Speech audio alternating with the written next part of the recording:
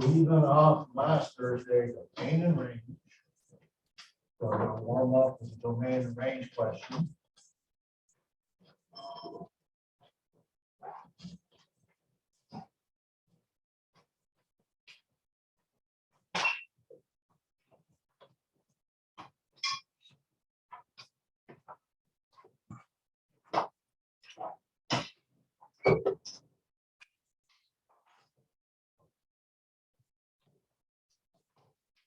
So what's the domain? What's the range? And let me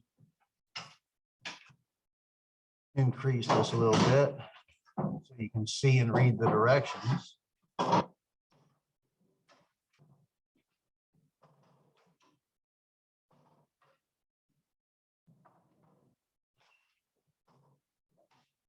Morning.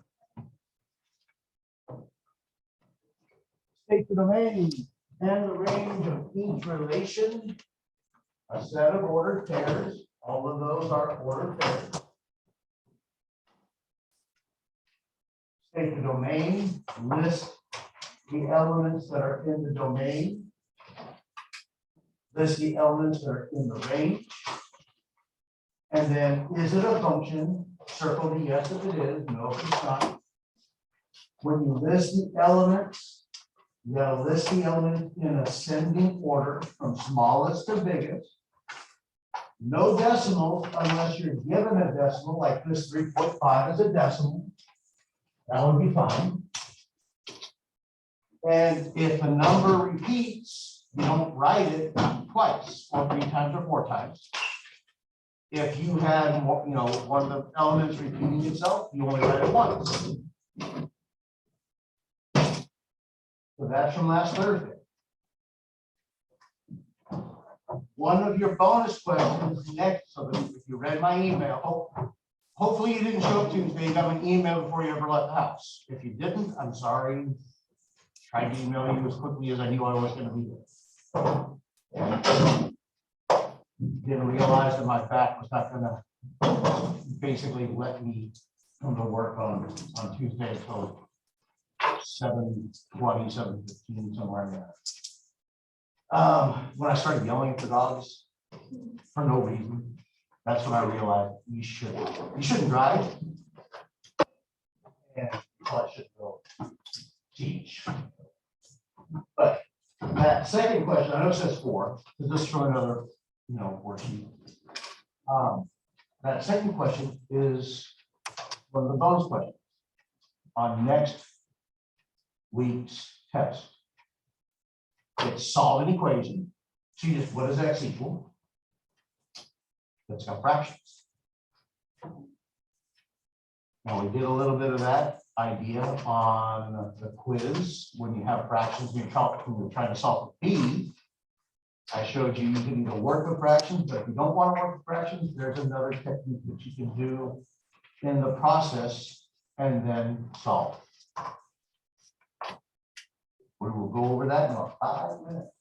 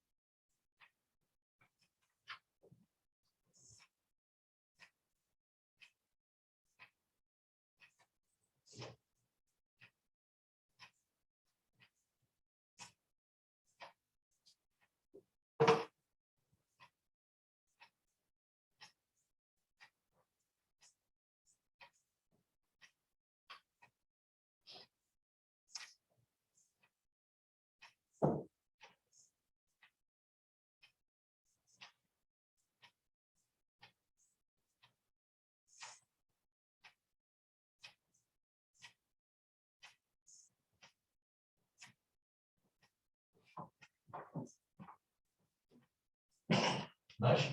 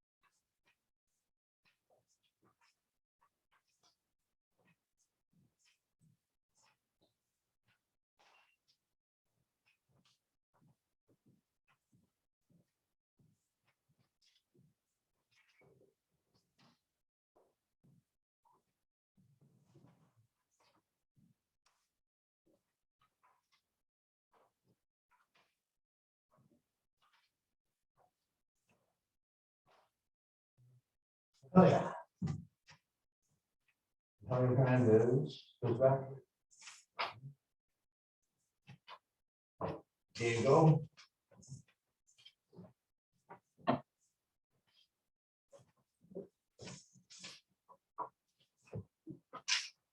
Tony?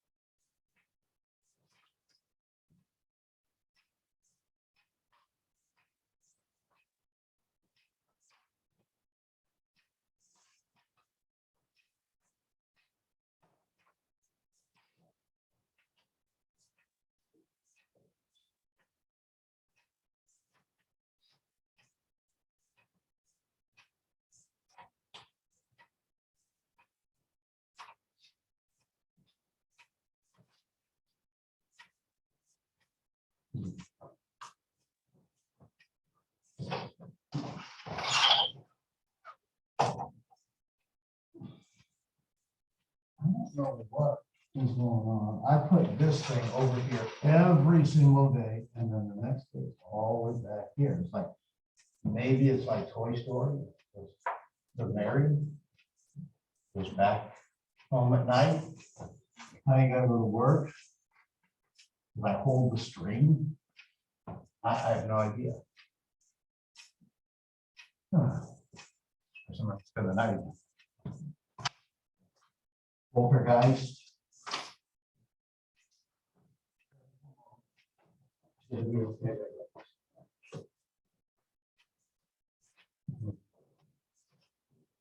There.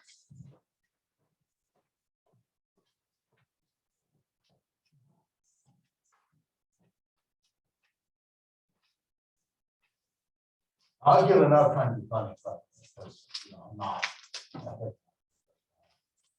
Nobody in any class is like.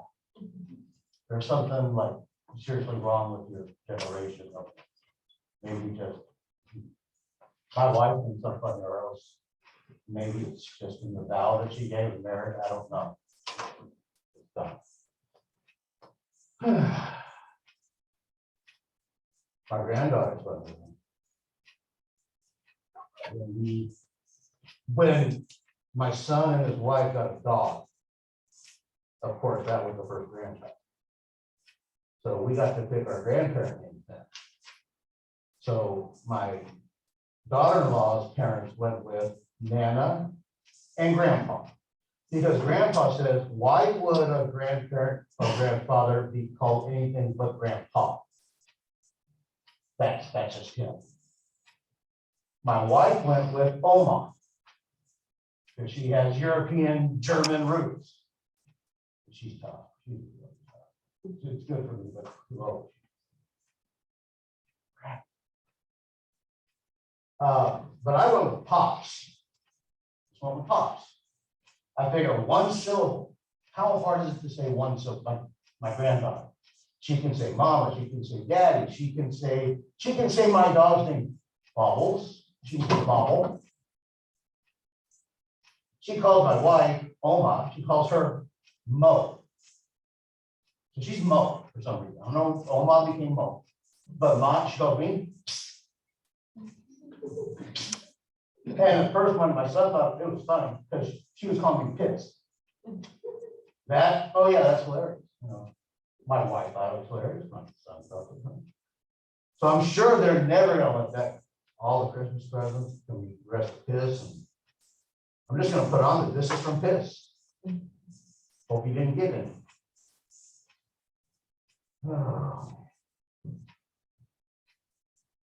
I know when my nieces were born, my sister tried to get them to call me Noodlehead. No.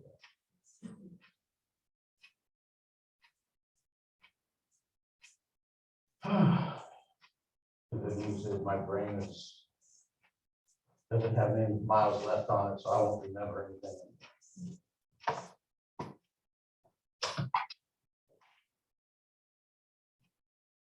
We only started 3-6. We're gonna finish 3.6. And if we get a chance to preview, like I said, 8.1, we will. The reason why I say preview, because it's a lot like 3.4, 3.5.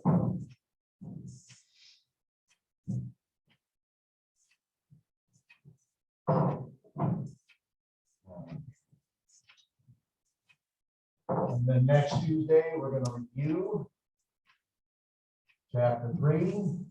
And then next Thursday's test, that I moved it. And if you did not get a review sheet,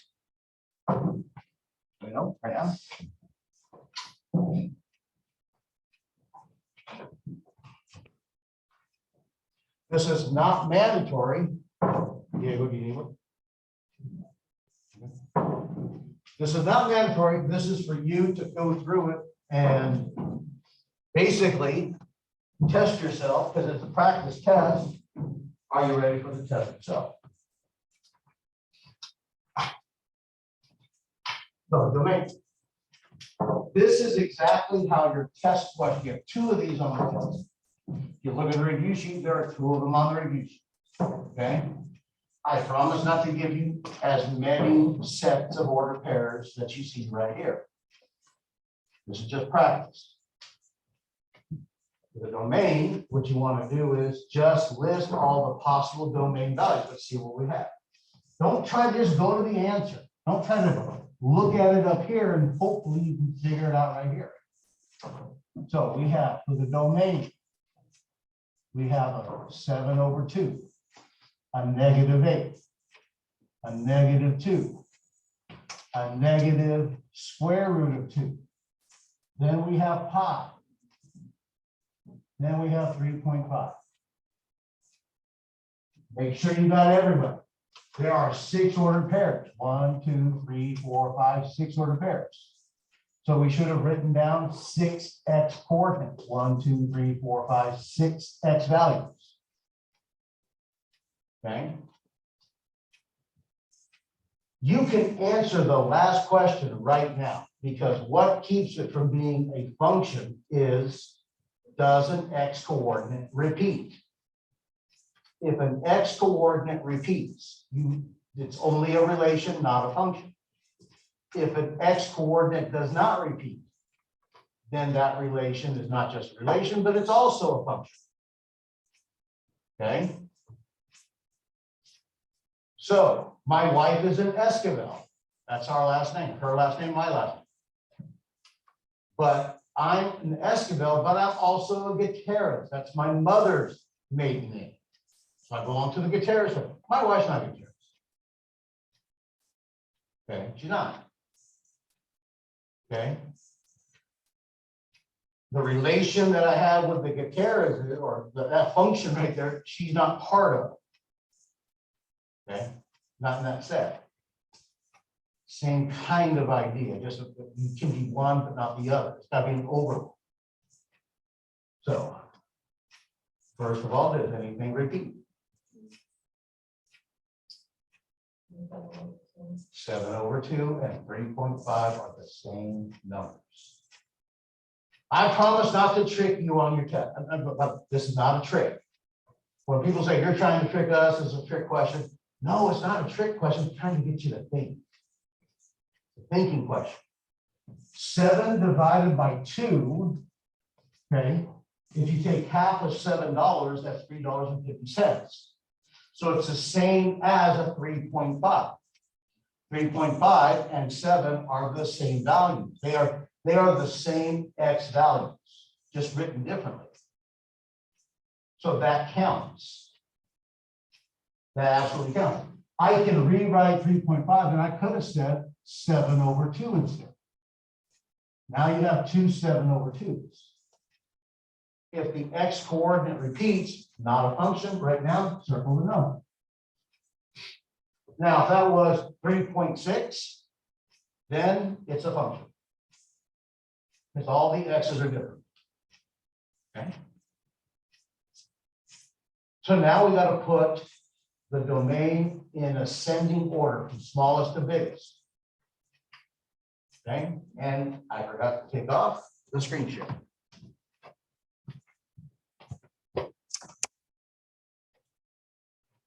There we go.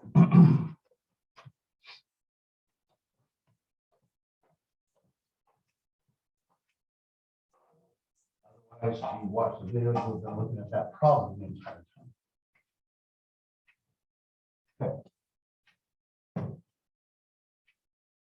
If you're going to put them in ascending order and you have things in there, you may not know exactly where they fit, because it's just about a number line going from left to right. The further to the left you are, the smaller you are than things on the right-hand side. The ones you may not know just by looking at them would be the square root of 2 and a pi. You get to use a calculator at any time in this class, as long as it's an actual calculator, not a phone. Okay. Right now during class, if you wanted to use your phone, that's fine. As long as you're not like on it for some other reasons, but during a test, a quiz, an actual calculator. Just so you have a point of reference, the square root of 2 is approximately 1.414. So this would be a negative 1.414. Now, square root of 2 is what we call an irrational number. We cannot write the square root of 2 exactly as a fraction. An irrational number means the number goes on forever, the decimals, and it never repeats a pattern, and there's no repeating decimal. So like 5/9, that fraction is 0.5555 repeating. So 0.5 repeating is a rational number because I can write it as a fraction. 3/4 is exactly 0.75, 75 cents. That's a terminating decimal.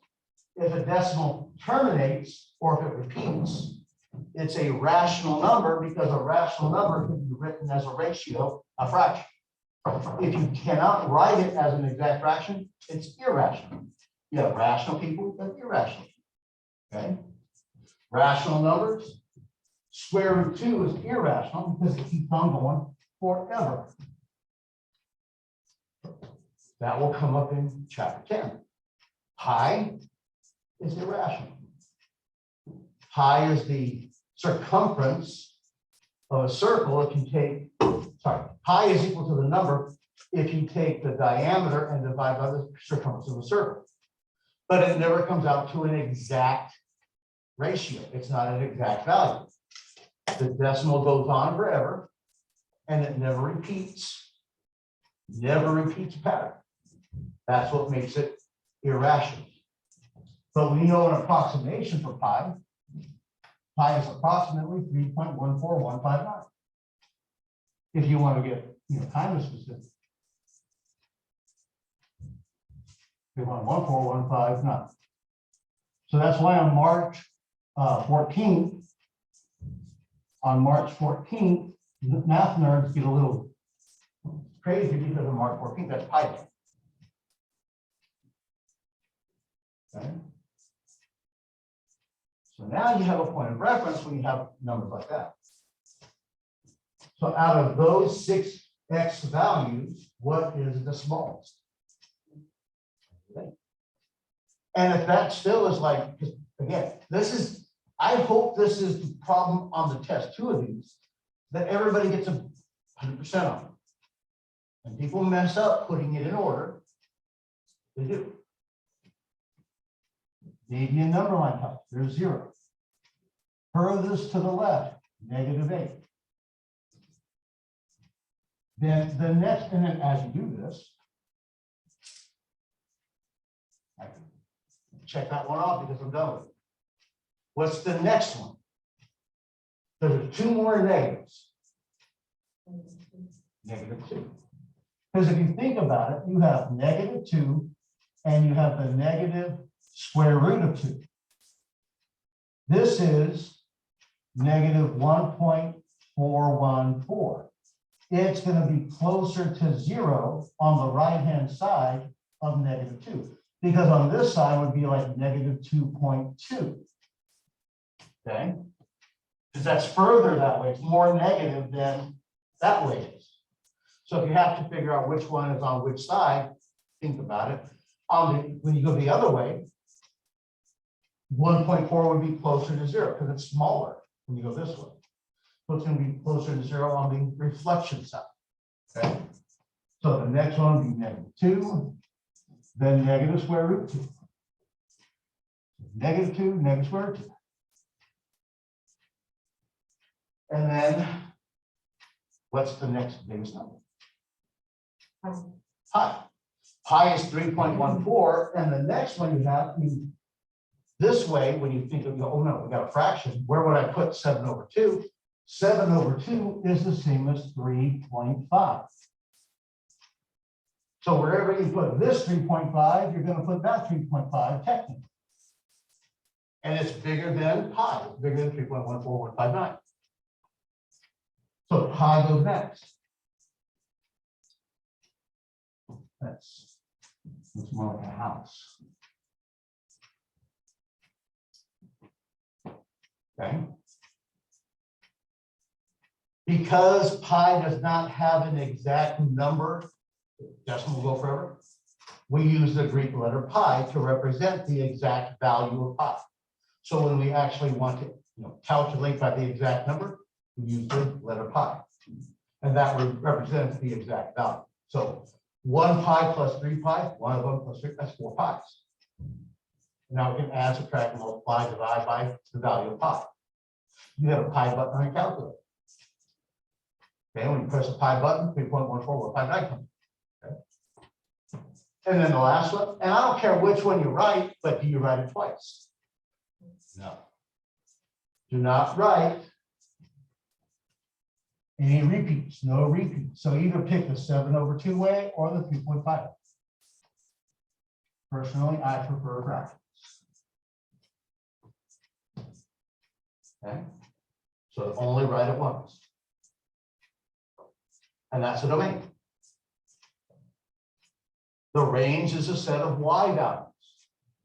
Domain is your x's. The domain is what we plug into a function.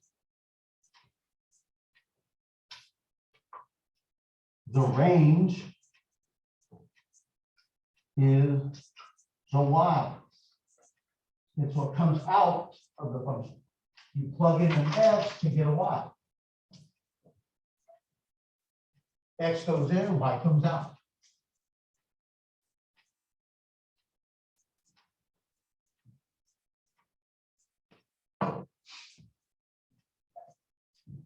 So we make a little list of what our potential range values are. So down here below, the range. And you will have more room to be a little bit bigger. My range is, I got -5, I got square root of 6, I got -8, I've got pi again, and then there's another pi, and I've got a 5/2.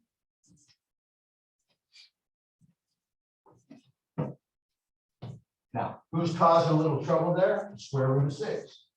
If you don't know how to use a calculator to take the square root of something, I'm going to show you on a calculator how to make that happen. And depending upon what kind of calculator you're using, It's in different places. This is why it's next to impossible to teach how to use a calculator in the middle of a class, because calculators are all configured differently.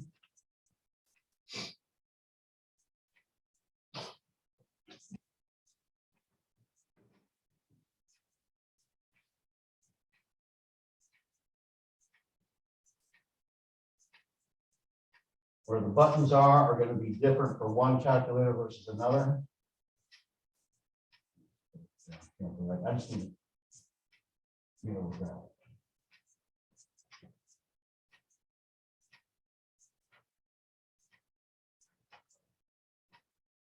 So I want the decimal approximation for square root of 6. So on the 84 and 83 as well, and most rapid calculators, and a lot of scientific calculators, right here, this button is x to the second, x squared. If you plug in a number and then hit this button, it's going to square the number. If you want to plug in and hit, 5 and raise it to the second power, 5 times 5 is 25, you would first press 5. And then I would hit the x squared button, and then it would go 5 to the second, and that would give me 25. It's going to square it, not take the square root. The largest, it really is, I'm not sure of that thing.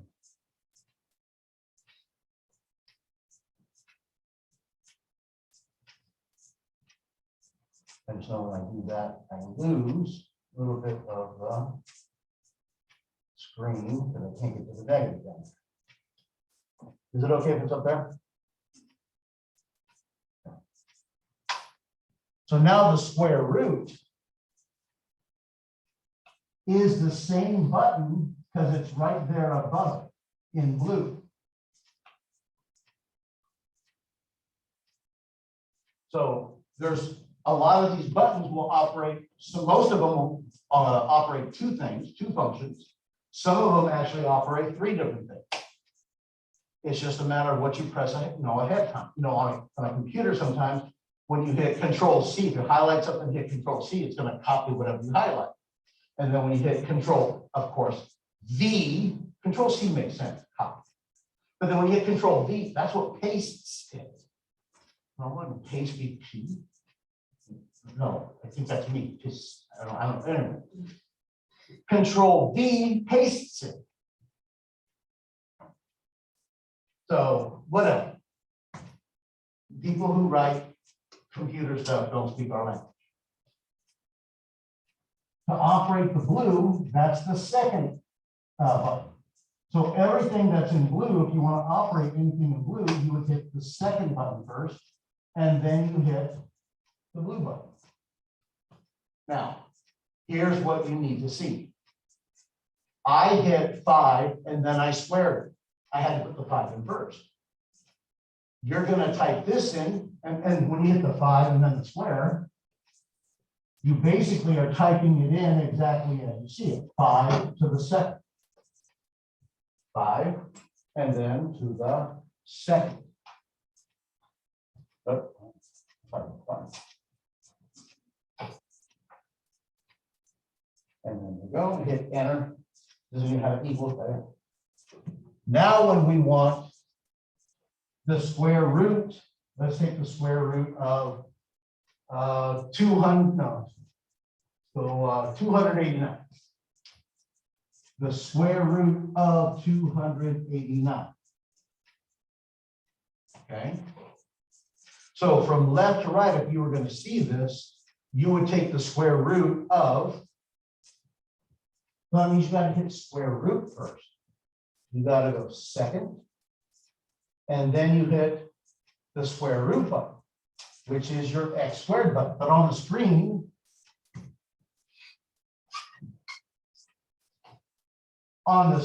it opens up the radical sign and then a parenthesis. And it's waiting for you to put in there what you want to take the square root of. So I'm going to put in the 289. And then you need to close the parentheses. That's a good habit, even though sometimes it'll work if you don't. The problem is it doesn't always work if you don't close it. If you try to type in something else, like if you had to take the square root of 289 and then you're supposed to add 4 to that, and you just did square root and you have parentheses 289, and then you don't close this, but you put plus 4, it's going to take the square root of 293. Because that's what it thinks is inside the square root. It's going to add these two together and then take the square root. So if you wanted to take the square root of 289, got to put a parentheses around, tell it to stop.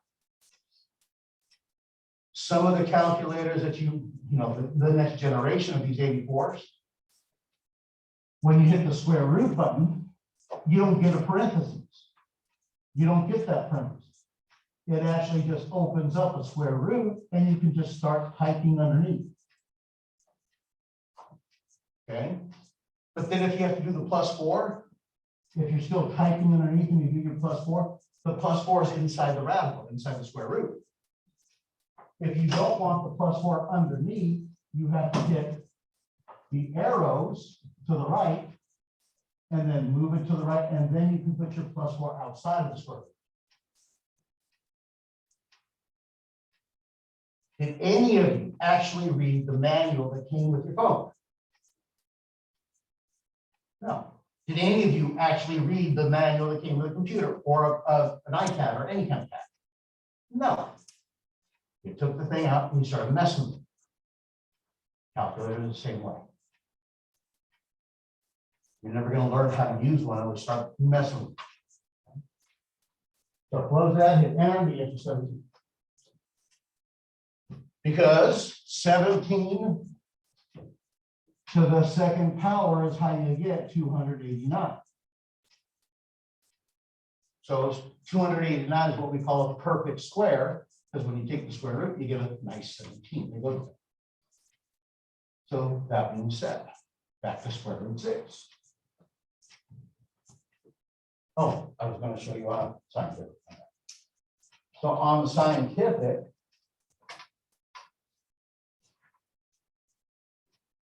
so square root 6, and this is just the one I have access to that's on the computer. That's the square root button. It doesn't look like one, it looks like a check mark. But that's what the computer came with. But that's the one that most resembles a radical sign, a square root. This one right here is a cube root, right next to x to the third. That's when you would take the cube root of a number. The square root wants to know what times itself 2 times. A cube root wants to know what times itself 3 times, gives you a number. Okay, again, that will be chapter 10. And then the one right here, right next to x to the y, is the y root of x. So if you wanted to take the 5th root of 32, the 5th root of 32 is 2.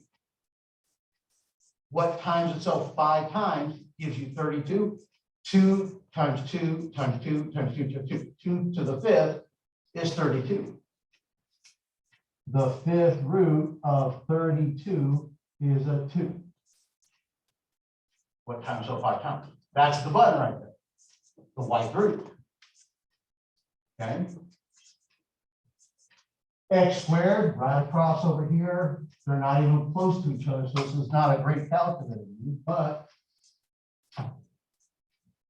let's see.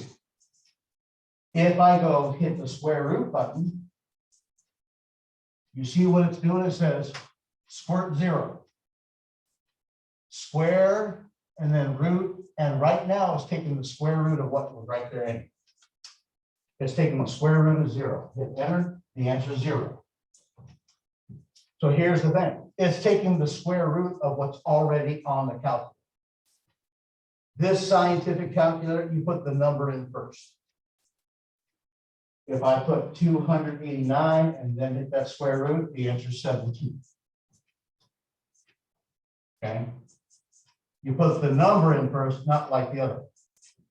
So it's square root of 6.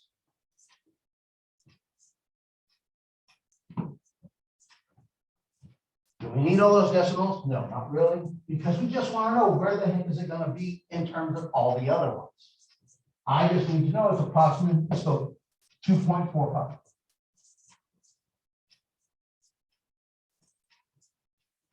That's all. Okay.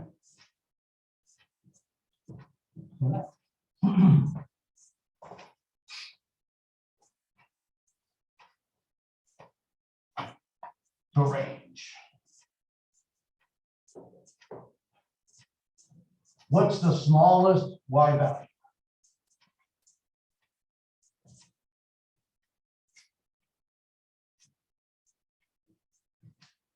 Out of all those y's, what's the smallest?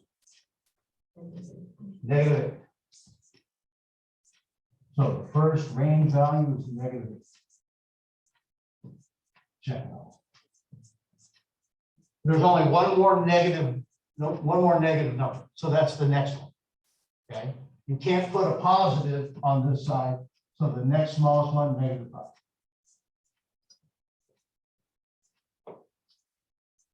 And then you have 4 things left. Two of them are pi's. So we know we're going to write pi 1. So we know that pi is approximately 3.14159. Not that you need that much, but we at least know square root 6 is smaller than pi. But now you have the 5/2. So which one is going to be next? Square root 6 or 5/2? Square root 6. Because what is half of 5? 2.5, 2.5. And if you aren't sure, just if it's a fraction, 2 divided by 5. Look, I wrote backwards.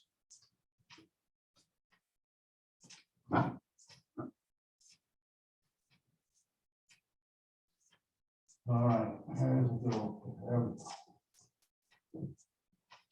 5 divided by 2, 2.5. This might be seen as a 2.5. So you can see that square root 6 would be here, 2.45. And then 5/2 would be here because that's 2.5. And then pi would be the biggest because that's 3.1415. So the next one would be, again, no decimals. I know you needed to see the decimals so you know where to put it, but square root of 6, 5/2, and pi. No decimals unless you were given a decimal in the set of numbers. Okay.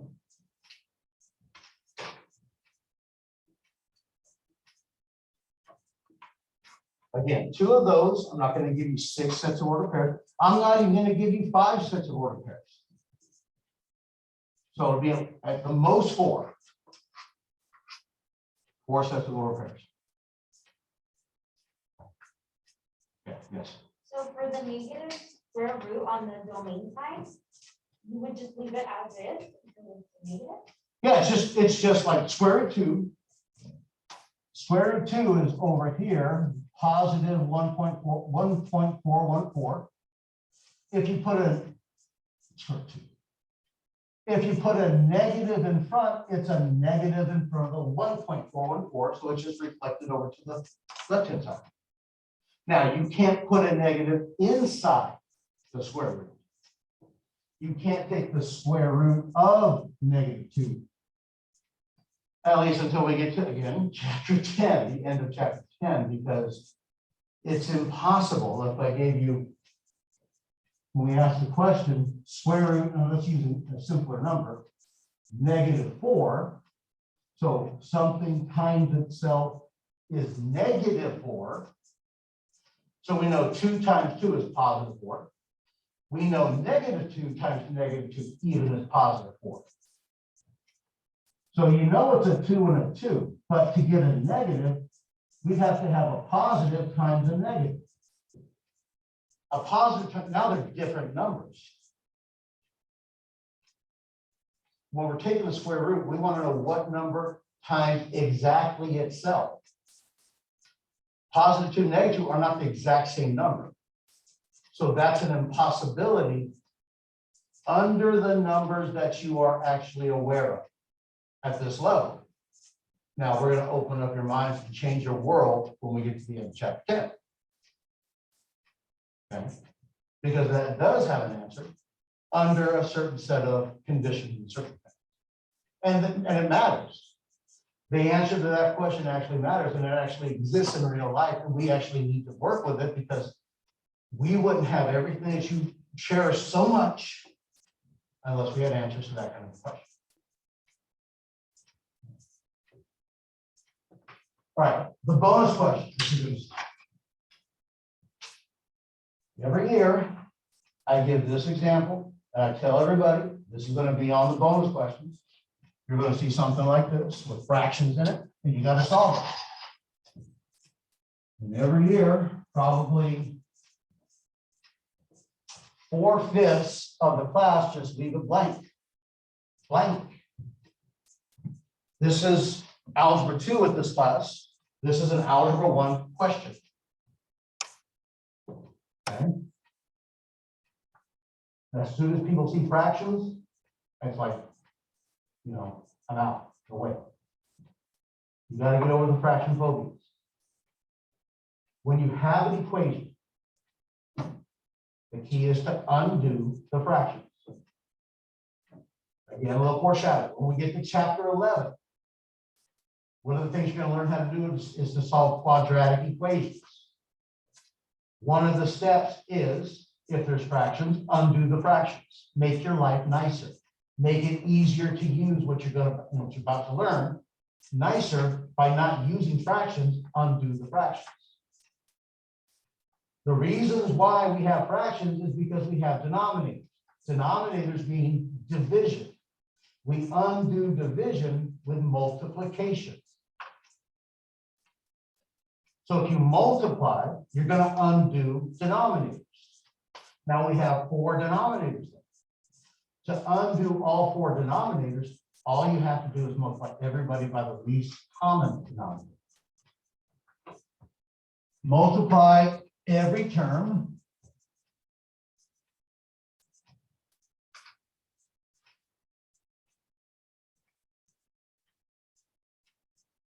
by the least common denominator.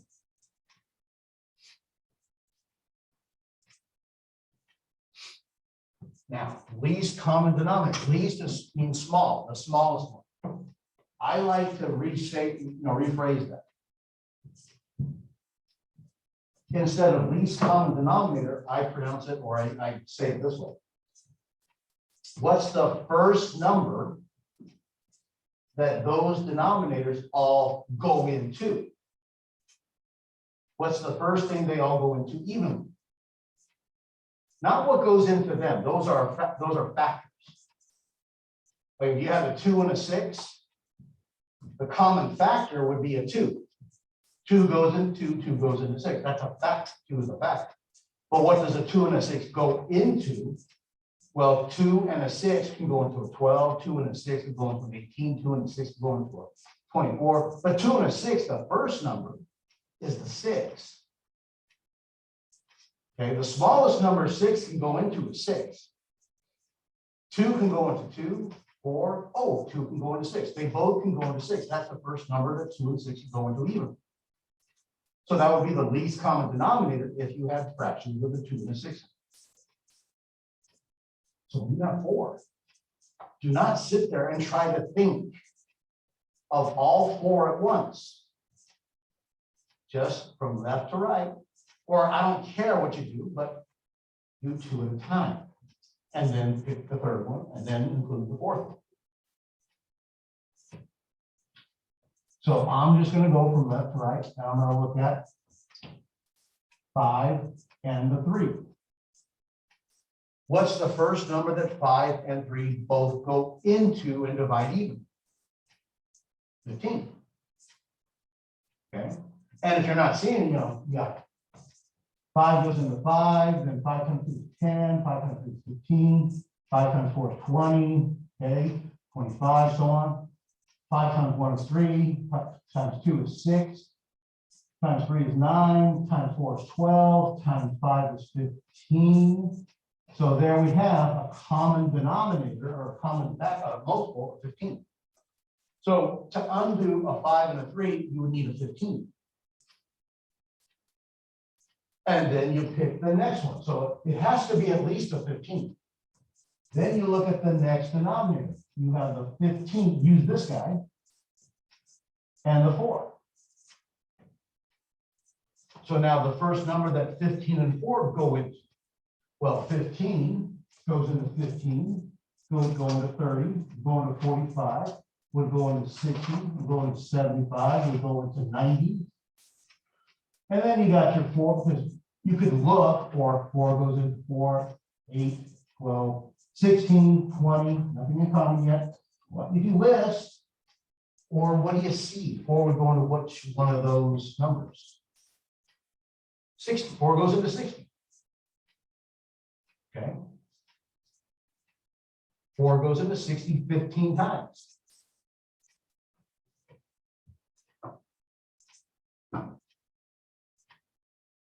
So the common multiple for the 15 and the 4 is a 60. So for the first 3 fractions, if you only have these, the common denominator is a 60, because that's the first number that all 3 of those denominators are going to lose. And then here comes a 2. So now you got to worry about this 60 and the 2. And what's the first number that 60 and 2 both go into even? 60. 60 goes into 61s, and 2 will go into 60 30 times. So the least common denominator is the 60. Because 60 is even.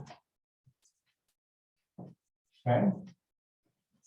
So what would undo all of those denominators? If you multiply every one by a 60, more fractions. Take a look.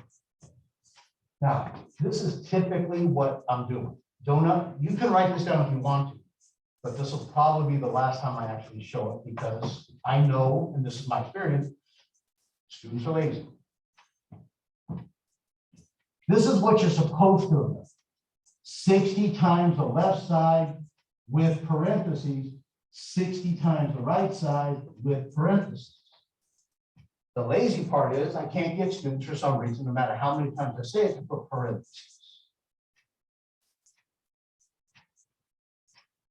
And what you're supposed to do is if you multiply with one side, you can multiply both sides to keep it equal. If you don't multiply both sides, it's no longer equal. Then here's the next dilemma. If you don't put parentheses, you're only multiplying this one and not everybody else. You're only multiplying this one, and this one didn't get changed. It becomes a different question if you only change one of the fractions. So here's what would happen. If you put the parentheses like you were supposed to, your next step would be to distribute 60 to each one, distribution. Okay, that would be your next step. So this is what I tell students. Here's the problem one more time. 9 over 5 times x minus 2 over 3 is equal to 3 over 4 times x plus 5 over 2.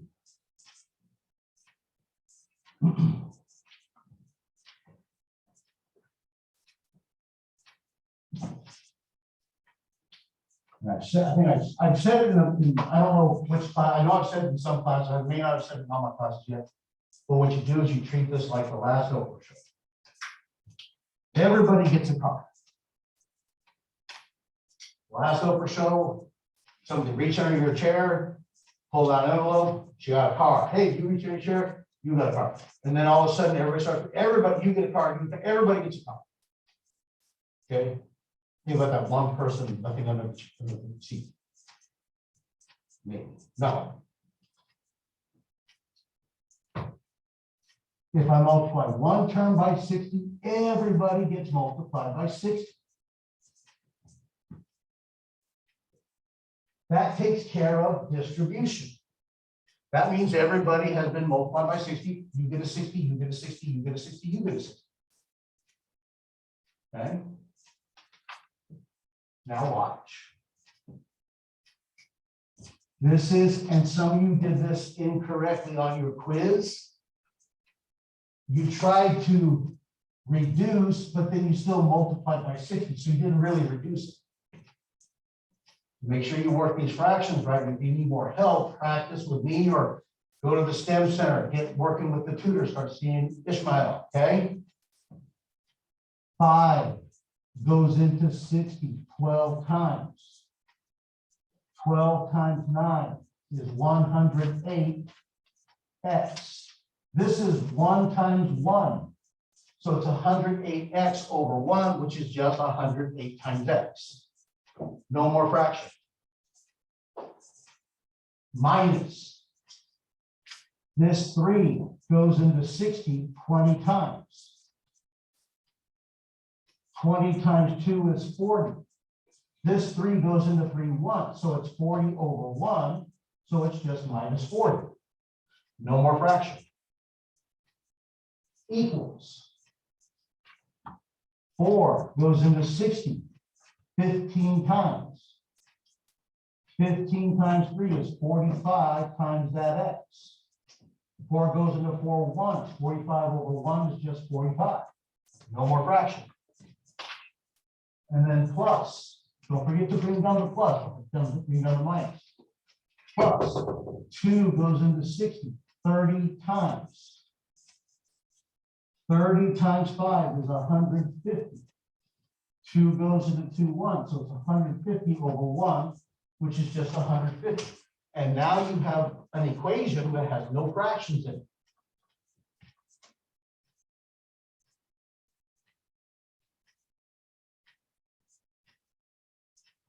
So now, when we solve this, the next step, you separate your variables and your constants. You want to gather all your variables on one side, doesn't matter left or right, and get all your constants, all your numbers on the other side. So I can either take the x's over to the right, which means I would have to subtract 108 x's from both sides, 45x minus 108, or I could bring the x's over to the left. That means I have to subtract 45x from both sides. 108 minus 45. So what would you rather do? 45 minus 108 or 108 minus 45? Bring it to the left or take them to the right? To the left. This way, I don't have to worry about a negative. Subtract 45 x's from both sides. So 8 minus 5, bring down the x. 8 minus 5 is 3. 10 minus 4 is 6. That's positive 63x. 108 x's, take away 45 x's, leaves 63 x's. On the left-hand side, you still have a minus 40 equal to 150.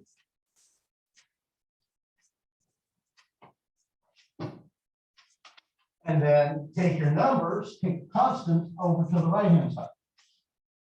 So now we add 40 to both sides.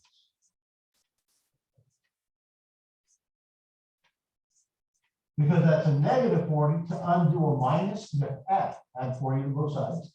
On the left-hand side, we have 63 times x. On the right-hand side, 150 plus 40 is 190.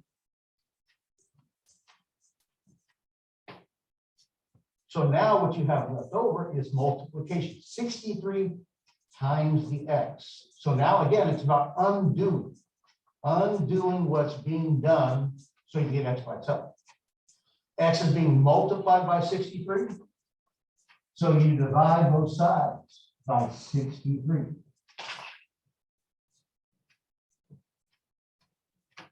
Divide both sides by 63. Directions will always say, no decimals, reduce it to lowest terms. No decimals unless the directions on the problem say decimals. So you gotta reduce if possible. This reduces to just x equals now. The only way you can reduce is have a common factor. We don't want mixed numbers. We don't want mixed numbers. Don't change it to a mixed number. Just reduce the common factors. 63. 63 is 9 times 7.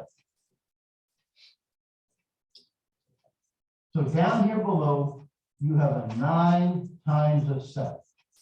So the only way this is going to reduce is if 190 is divisible by a 9 or a 7. Now, do you know the rules of divisibility for the number 9? Yes or no? Okay.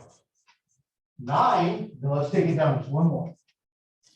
9 is also 3 times 3 times 7. So maybe I can divide by a 3, reduce it by a 3. You know the rule of divisibility for a 3? No, okay. Then let's start at the very beginning. First of all, you would never try to reduce 1 because reducing by 1 goes into that 190, it doesn't reduce it. So 1's out. The next number would be, can I reduce by a 2? Does 2 go into both? How do we know 2 will go into something? The number has to be a 1. If 2 goes into it, the number would be a even number. If it's even, you can divide by 2. And even, it has to end in a 0, or a 2, a 4, a 6, or an 8. 190 is even, but 63 is not. So 2 doesn't go into both. A 3. Here's the rule for 3. If the sum of the digits, now sum means add. If you add up the digits in the number, and that sum is divisible by a 3, you can divide the bigger number by 3.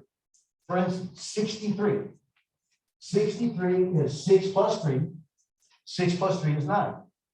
Since 3 goes into the sum, since it's 6 plus 3, I'm sorry, since 3 goes into that 9, 63 is divisible by 3.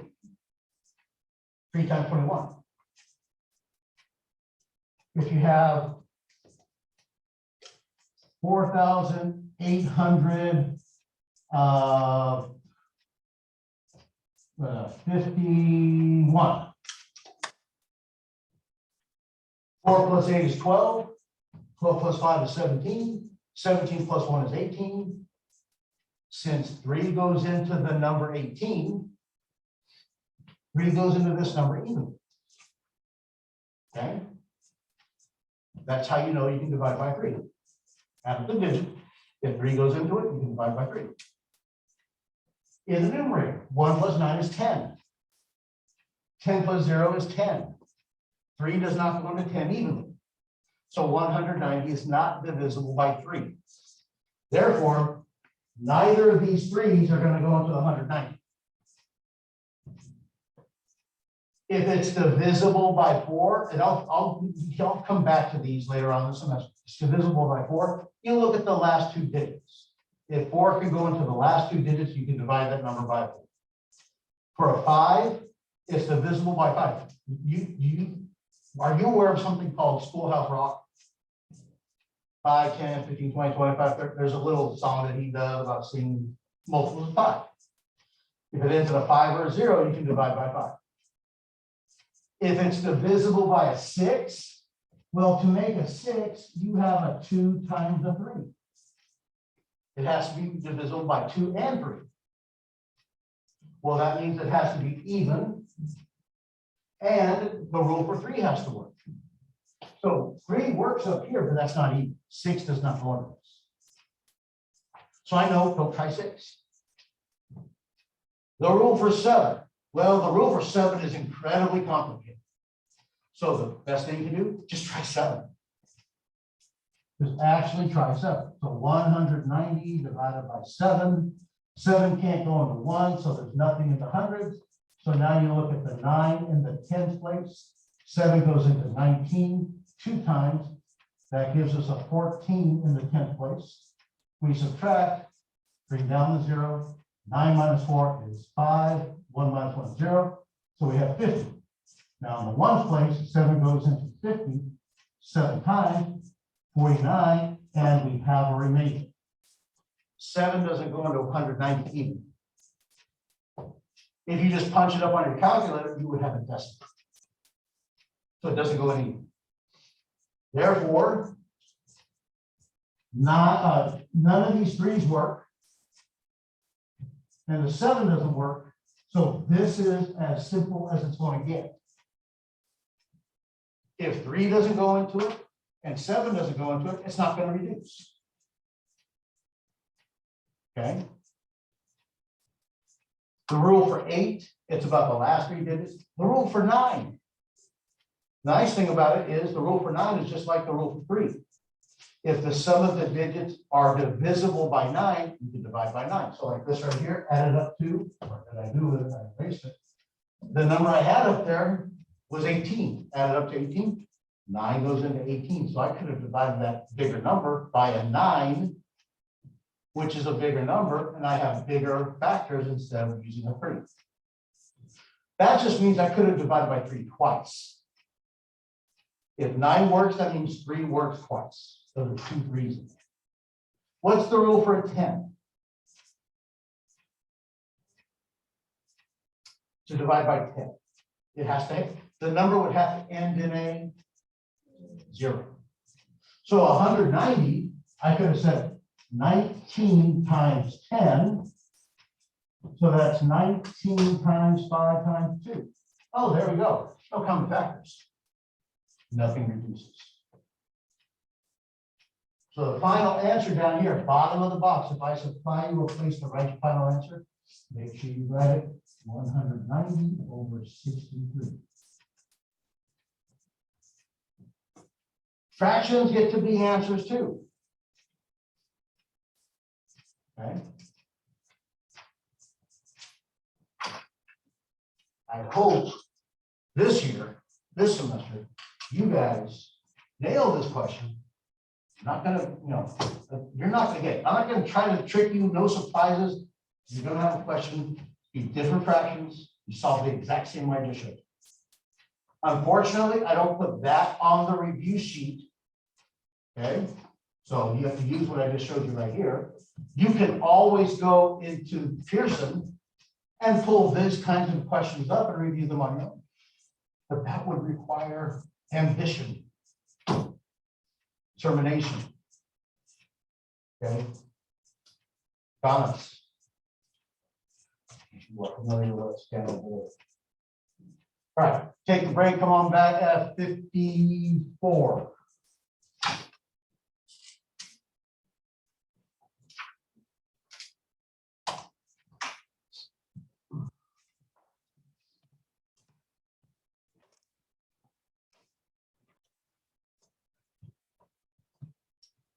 Okay, now you don't have a picture, you have an equation. So you're supposed to be able to just look at an equation and tell whether or not it's a function just by looking at it. So let me give you just the answer. Every linear equation except one kind. We have 4 different ways, we have 5 different ways we can write the equation of a line. Okay.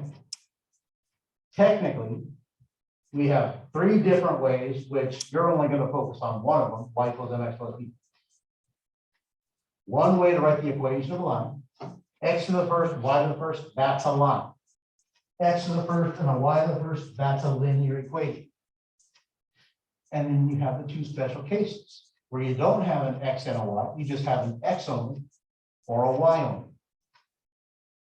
So out of all the possible ways we can write the equation of a line, one of them cannot be a function. One of them is not a function.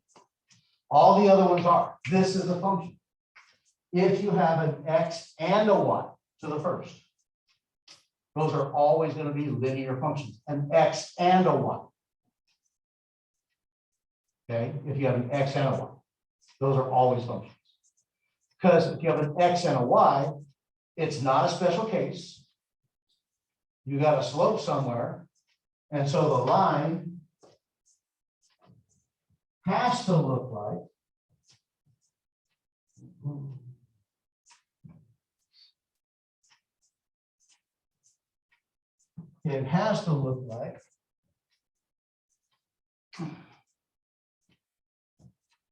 some kind of positive slope.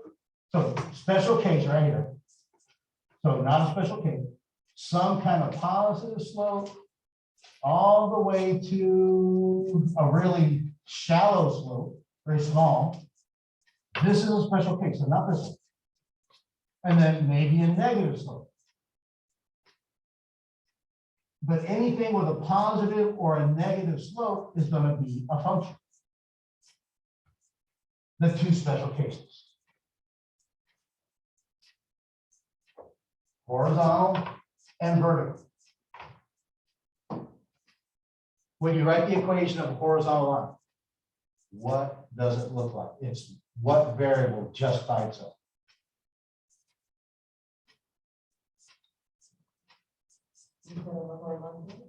Right, but when we write the equations, is it x by itself or just y by itself? X equal to a number or y equal to a number? Y. Horizontal, h. That lowercase h for the word horizontal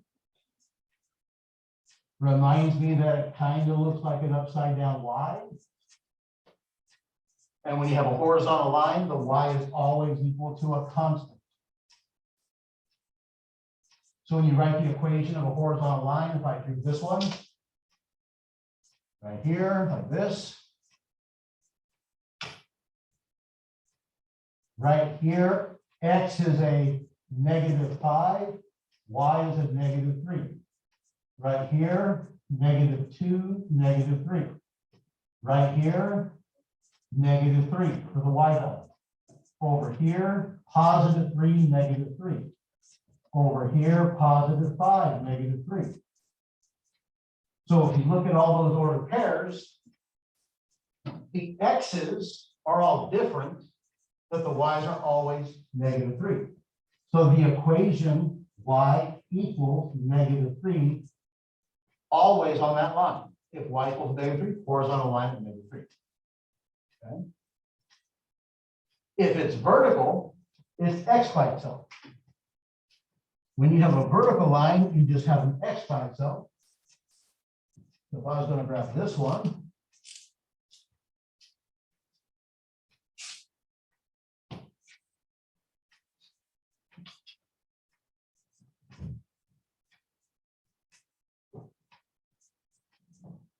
so the vertical line, so remember the vertical reminds me of an x that's made of a v on top of an upside down v. That makes my x, and that's x equal to a constant. Because everywhere on this line, x is a 4. This is 4, 5. Right here, this is 4, 2. Right here, x is just 4. Right here, this is 4, -1. Right here, this is 4, -5. The y's are all different, but x is always the same number. For this line, x is always a +4. And that means you have a vertical line at 4. So if you have an x and a y, if you have an x and a y, so you have to have some kind of slope that's positive or negative, always going to be a function, always. If you only have x's or only a y, no x and y, x equals a number, y equals a number. Special cases, horizontals and verticals. Only one of those is a function, the other one is not a function. So which one is a picture of a function, the horizontal or the vertical? The horizontal. Think about the vertical line test. A vertical line cannot have more than one point of the graph line. if you draw a vertical line through the graph like this, there's no point on the blue where the vertical intersects the blue line more than once. All the x's are different. X never repeats. So horizontal is a function. Vertical is not. Every single coordinate, every single point, x is a 4. X repeats every single point, not a function. So vertical lines, not functions. That's the one that's not. All the other kinds of lines are functions. Vertical, no. Okay. Vertical is the one that's not.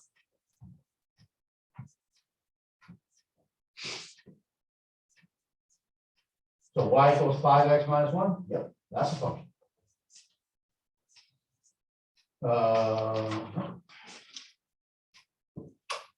Y plus 6x equals 3. I don't even need to get y by itself. It's a y to the first and an x to the first. That's a linear equation. Right now, it's technically in standard form. Ax plus by equals c. That's a linear equation. That's going to be a function. That's a yes.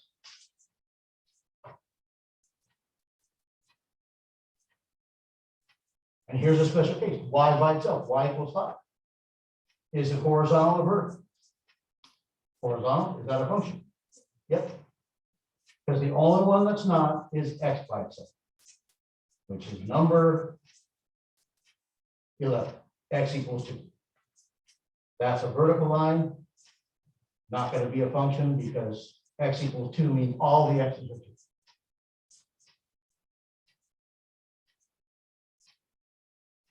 Okay. Y functions.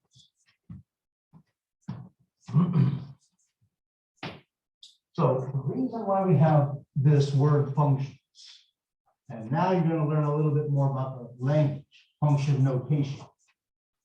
Function notation.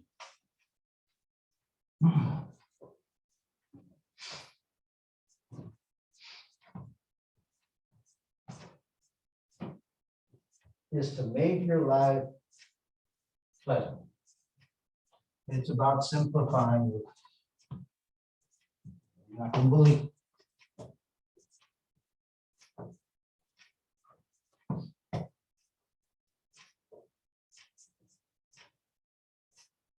The f is the name of the function. F is the name. This is function f.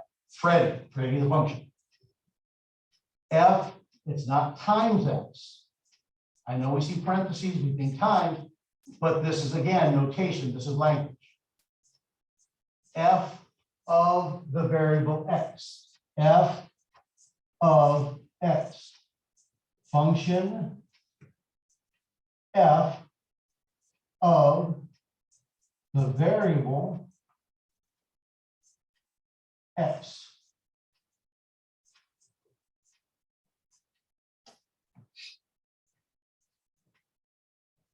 You might have a second function, g of x. Gustavo of x. Okay. Gottfried of x. Okay. Guillaume of x. Guido of x. Toys R Us, Jeffrey of x. That was the G, the drive. Oh, you guys don't even remember Toys R Us. Just, you know, close it. But G of x, different function. Okay. But this is not G times x. This is G of the variable x. In calculus, did I go over how we call in calculus? In calculus, when you want the position of an object flying through the air, we use s as the position function of the variable t. The position s of an object at any given time t, s of t. And then what you're trying to do is calculate what's the velocity at any given time. Velocity would be v of t. What's the velocity of the object at any given time t? And then what we would do after that is we would try to calculate what's the acceleration. with respect to time. How fast is its speed changing with respect to time? So for acceleration, we'll go A of t. So for position that is S, for pasting is B. I guess nobody likes to use P when they do this stuff. Yeah, you use P, you're in trouble. You're in trouble. You're in trouble. Anybody watch Ted Lasso? We just started watching because we need more. I'm not going to say it on the camera.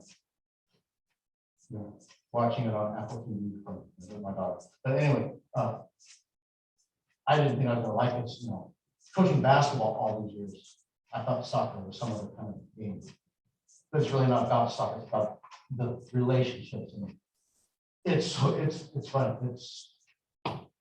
It's gut wrenching sometimes. It's really good. If you ever get a chance to watch the last one, sometimes it's really be nice. It's kind of wow. I wish people actually treated other people like this. Okay, so just the names of function. Position S, velocity is V. Okay. Volume at a given temperature T. In chemistry, V of a T, usually capital. Okay, it just depends upon what you're trying to measure. We use these kinds of notations to represent these things, and they equal some kind of formula. The reason why is because you can have multiple things going on one graph, multiple things, and you want to compare them all at the same time. And if we're graphing, that means what? I'm not asking you a question. That means the y variable, y equals. So you might have this. And this is what happened in the 1700s. You might have an equation like y equals 3x plus 2. And then you have a different y equals negative 2/3 x plus 4. And you might even have a third one, y equals positive 4/5 x minus 5. And you're supposed to graph all three of those on the same graph. So the problem is, well, which y is which when you try to do this graph? How do you keep them apart? How do you tell them apart? So a mathematician by the name of Leonard Euler, and you spell, it's not that you need to, but you spell Euler like this. I know it looks like Euler, but it's pronounced Euler. One of the most prolific mathematicians of the 18th century. He wrote more math than anybody until that point. Even when his house burned down and he lost all of his records, because again, back then, he just didn't copy things down. He was blind and he was able to recite them from memory and have his aide rewrite them for him. That's how, you know, the minds that work at these levels are just phenomenal. He developed this notation. He says, let's just replace y with, we'll call this f of x. So now this equation has an actual name. It's the f function. And then this one, let's call this g of x. So now we can distinguish between what this formula or this equation represents versus this one. Versus, let's call this one h of x.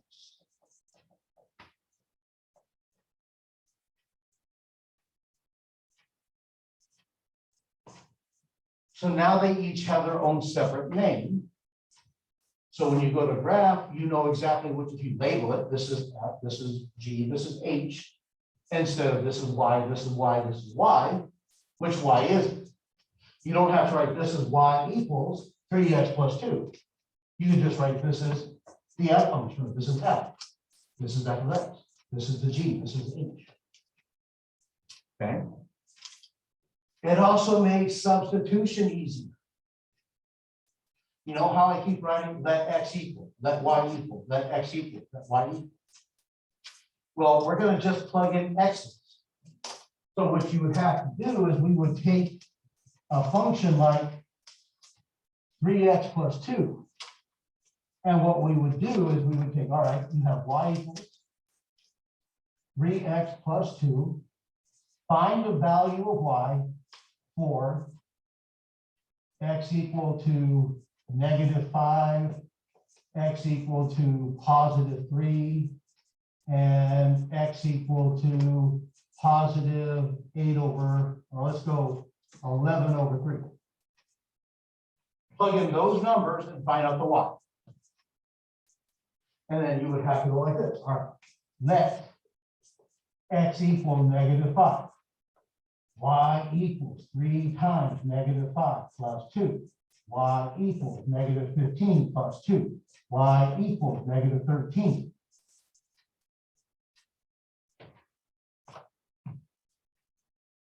Euler's notation, F of.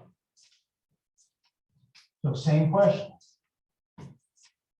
Find the value of f of x for x equal to -5, +3, and 11 over 3. So here's what it looks like. I am going to plug in the first one, -5. So instead of having to write let x equal -5, right here, I want this x to be -5, f of -5. I'm going directly to the x and I'm replacing it with a -5. And what that means is if I replace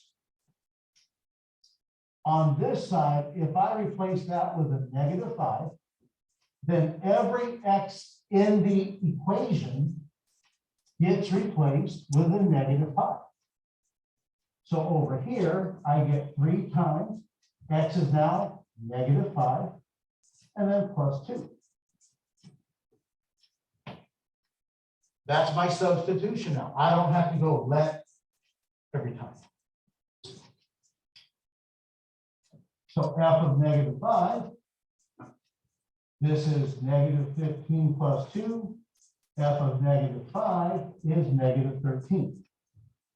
What does f of -5 equal? -13.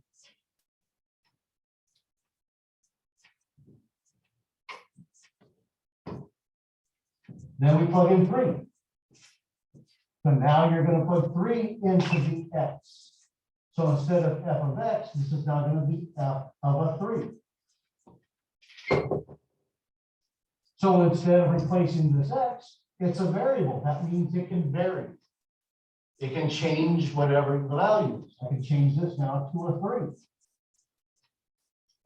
So this is now 3 times x is now 3 times 3, and then plus 2. So f of 3 is equal to 9 plus 2. So f of 3 is 11. If I plug in 3, I get 11.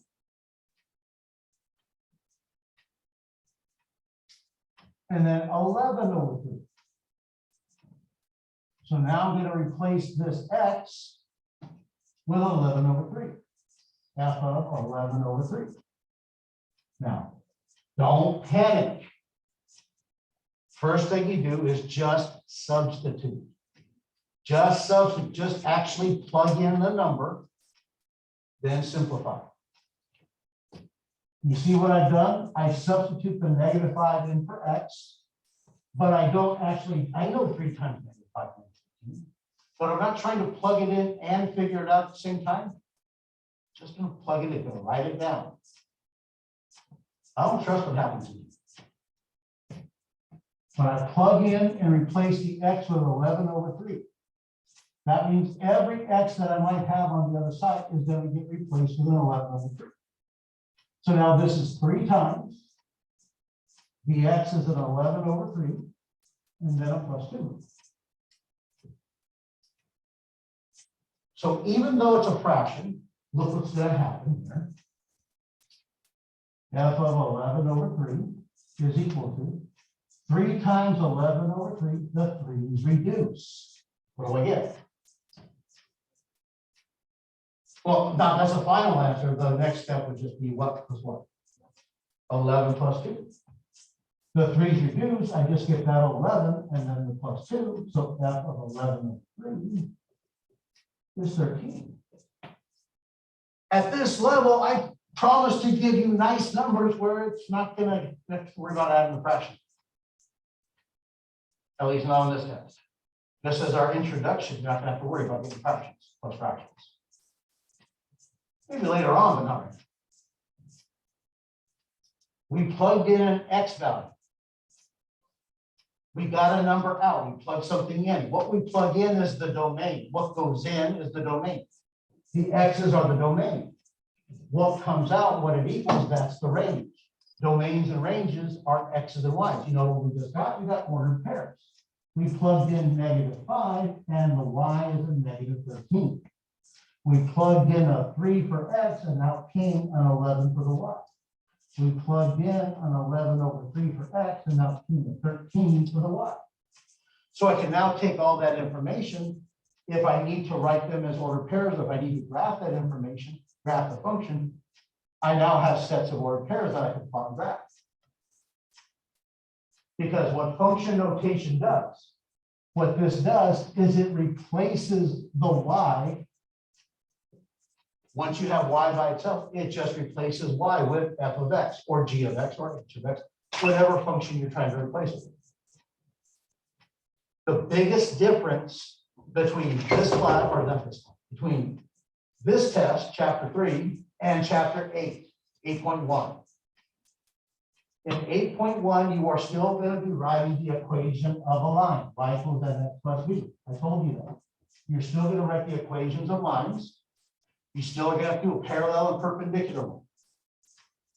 But in that level, in 8.1, you have to write the answer using function notation.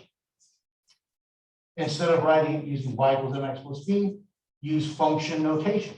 That means instead of writing it with a y, at the very end, replace your y and write it with f of x equals mx plus b.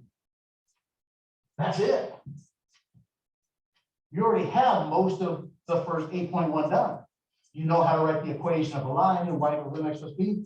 The last thing you do is replace y with f of x. Okay, that's function notation. So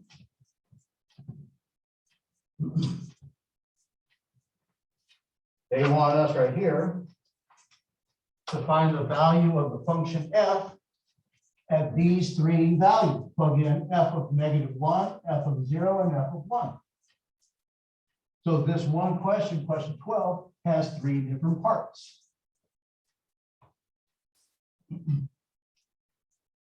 So f of x is 3x minus 3. First thing they want is f of -1. So if this x is replaced with a -1, then that one over there is replaced with a -1. You know, I say be careful with negatives, use parentheses. If you replace anything, even if it's a positive and you're multiplying, use parentheses. 3 times x is now 3 times -1, and then minus 3. So f of -1 is -3, and then you still have minus 3. So f of -1 is -6. Okay.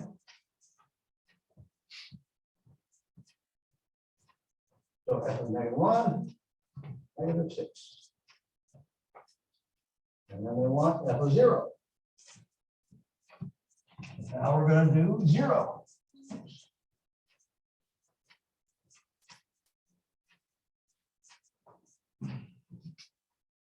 So f of 0, you're plugging 0 in for x, and you're plugging 0 right there. So 3 times x is now 3 times 0 minus 3. So f of 0 is going to be 0 minus 3. So f of 0 is going to be -3. Okay. Substitute and simplify. And I know you might be able to, hey, what, you know, gotta show all that. I mean, these are simple. Yeah, well, wait till you see the review sheet and then make sure you practice. f of 1. So plug in and replace in 1. So 3 times x is now 3 times 1 minus 3. So f of 1 is 3 minus 3. So f of 1 is just 0. So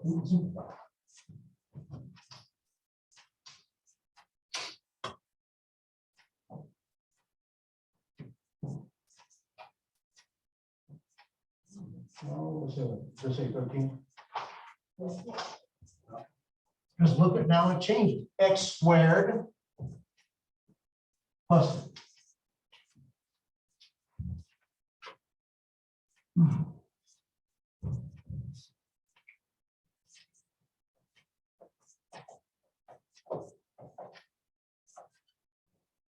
And we want f of -2, f of 0, and f of 2. Especially when you got to square something, parentheses are going to be incredibly important when you have negatives. When I replace this x with a -2, I replace this x also with a -2. So f of -2 on the right side, whatever goes in for x, you're gonna square it. Because I'm replacing x with a -2, parentheses, -2 squared plus 3.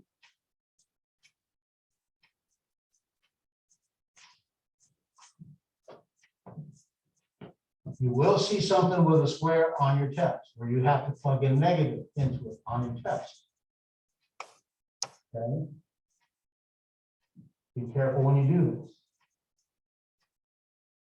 F of -2.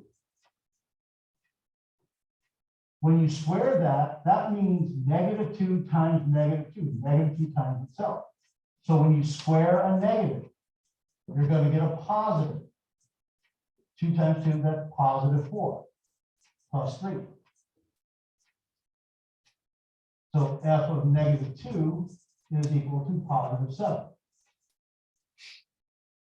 And I'm straight up and honest with you right now. If you write it like this, if you go f of -2 and you write -2 without the parentheses, -2 squared plus 3.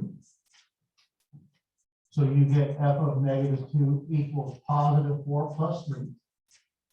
I'll with -2 and get 7. Yeah, that's the right answer. But out of 5 points, I would go -3. Work does not justify your answer. You got the right answer, but what you wrote right here, your work, does not justify this. This negative and then 2 squared is not 4. That would be -4. Without the parentheses, this right here, -2 squared, is -4. Without the parentheses, this means -2 times 2.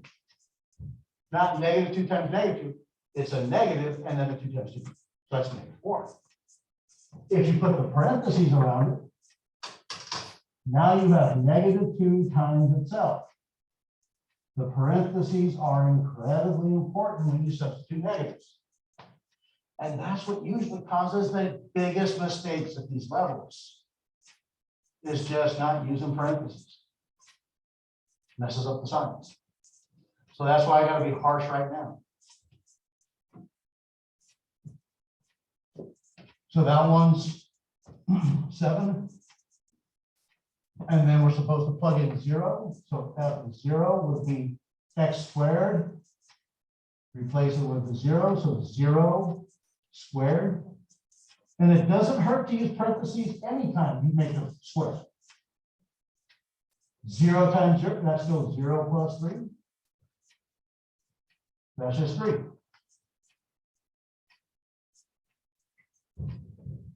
And then the last one, they want f of 2. So now you're plugging in positive 2. Yeah, you don't necessarily need the parentheses because it's positive 2. But again, if you just have good habits and use parentheses for that substitution at any time. You won't forget it when you do the negative. So f of 2, positive 2 squared is still positive 4. So f of 2 is positive 7. So we get 7, a 3, and a 7.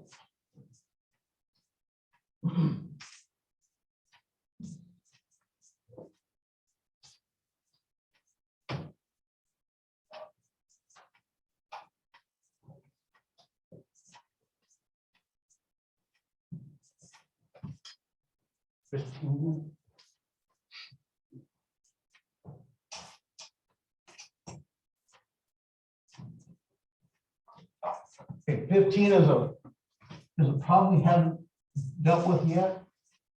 Absolute value. And all you do is simplify the inside, and then whatever comes out is positive.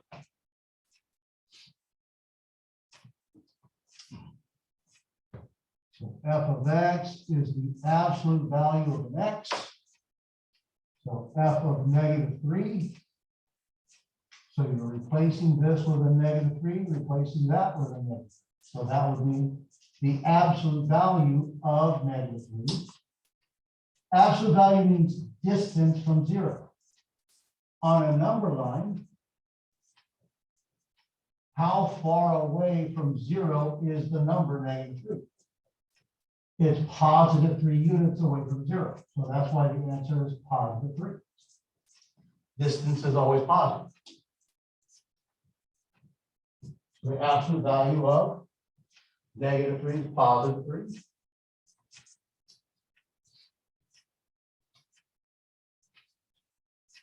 And then the absolute value of 0 would be 0. And the absolute value of 2, how far away from 0 is 2? Is just positive 2.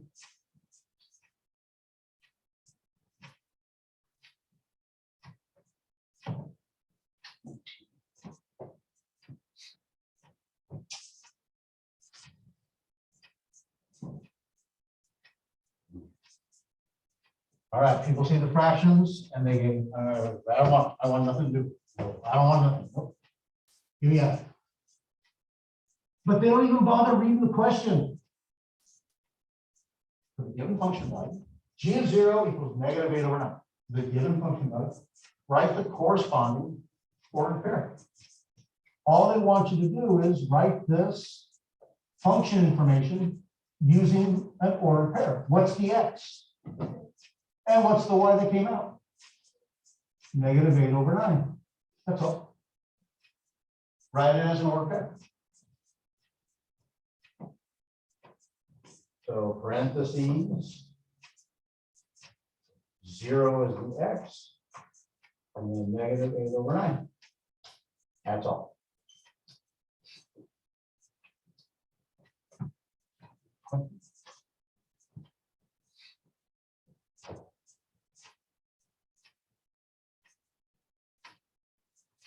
Domain. You are not going to have anything like this in the class, but it's good to do it as a homework question. So I'm going to do these two, 20 and 21, on Tuesday next week, because they're a little more lengthy in terms of, it also helps us prepare for the next. It takes what you should have learned in 201, again, which we don't teach. Makes you remember what you learned in 201. So we can do that when we get to chapter 8 and 9. So this is kind of like a little way station, kind of late, if you're taking a flight cross country and you got to stop in Texas. A nice little stop in Texas to learn how to do some of this information one more time, but it's going to be a little bit more involved than we have time for today. So I'm going to go on to this one. I can't do this one either because that is also using interval notation. So the interval notation one, save it unless you know what you're doing. Okay, here, number 26, number 27. Again, people freeze when they see this one. They go, I don't know what they want. They want from you the answer. No doubt. What is f of -1? What does f of -1 mean? And it says use the graph. That -1, it's part of an ordered pair. What part is it? What? It's the x. So you go over here to the graph. On the x-axis, here's -1. Up here on the graph, there on the graph is my point where x is -1. What's the y right here? 2. So that ordered pair, when x is -1, the y is a 2. So that means this would be a 2. So that means f of -1 equals 2. You did problems where you took function notation, converted it into an ordered pair. Now you want to take basically an ordered pair and write the answer to the function using the graph. And see if you can see the language going in both directions. That's it right there.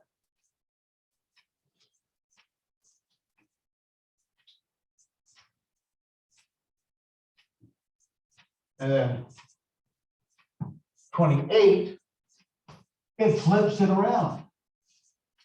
The last one said, what was f of the -1? So they gave you the x. This time they're asking for the x. That means this was the y, and you're supposed to figure out, here's the x that you plug in, what's the y that came out? Here, if you're trying to find the x, you must have the y. They tell you f of x equals 1. So you're supposed to figure out x if this is the y value, if the y is a 1. If the function is 1. Look at the directions on the answer. Use a comma to separate answers as needed. That means maybe you have more than one possible answer. The y is a 1. So right here on the y-axis, there's the 1. On this graph, how many times is the y value a 1? Twice. Right here at that point, the y value is a 1. And over here, the y value is a 1 again. The x that goes with this order pair, what's this x? That's 1, 1. So one of the answers would be 1. And over here, this x value for that 1 is a what? 7. So at 1 and then at 7, you get a y value that's equal to 1. That's all they want you to do is use the picture to figure out the answer. You don't have to do any work. You're not trying to write equations, solve anything like that. Use the picture. So we will do that one and do those two on Tuesday and go into review sheet on Tuesday. Okay, let me take a roll.